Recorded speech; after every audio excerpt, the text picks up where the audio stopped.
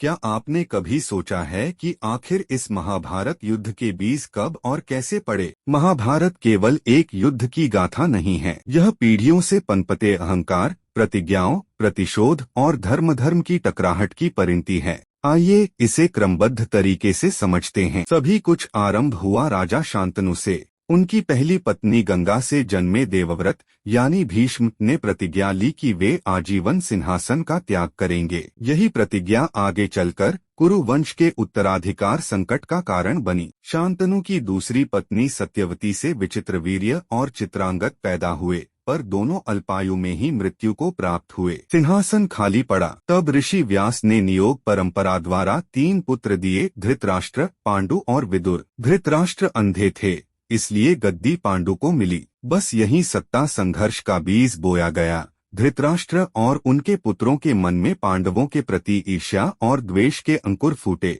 धृतराष्ट्र के 100 पुत्रों में दुर्योधन सबसे अग्रणी था, अत्यंत गर्वीला और सत्ता पिपासु। दूसरी ओर पांडु के 5 पुत्र युधिष्ठिर, भीम, अर्जुन, नकुल और सहदेव धर्म, नीति, बल और साहस के प्रतीक थे। बचपन से ही दोनों पक्षों में प्रतिस्पर्धा और शत्रुता बढ़ती गई। दुर्योधन की कूटनीतियां इस वैर भावना का परिणाम था।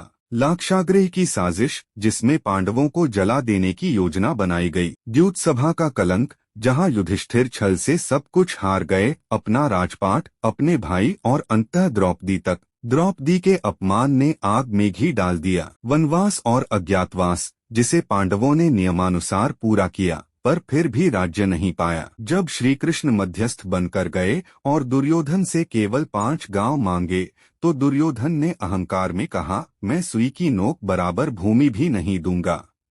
यही एक वाक्य युद्ध का अंतिम कारण बना। कौन था पक्ष में, कौन विरुद्ध? युद्ध के समर्थकों में दुर्योधन, कर्ण, शकुनी और दुःशासन शामिल थे। दूसरी ओर पांडव अपने धर्म और सम्मान की रक्षा के लिए खड़े हुए। पर कई ऐसे भी थे जो युद्ध नहीं चाहते थे। पितामह शांति चाहते थे। विदुर ने कौरवों को बार बार समझाया। गांधारी भी मन ही मन इसके विरुद्ध थीं, पर सबकी आवाज दुर्योधन के अहंकार में दब गई। श्री कृष्ण स्वयं युद्ध नहीं चाहते थे, पर जब सभी प्रयास विफल हुए, तब उन्होंने पांडवों को धर्मयुद्ध के लिए तैयार किया। क्योंकि जब अधर्म अपनी सीमा पार करता है, तब युद्ध ही धर्म का मार्ग बन जाता है। इस प्रकार महाभारत युद्ध केवल सत्ता संघर्ष नहीं था, बल्कि यह धर्म और अधर्म, न्याय और अन्याय, सत्य और असत्य की निर्णायक टक्कर थी। और इसीलिए आज भी कहा जाता है, महाभारत केवल अतीत नहीं है,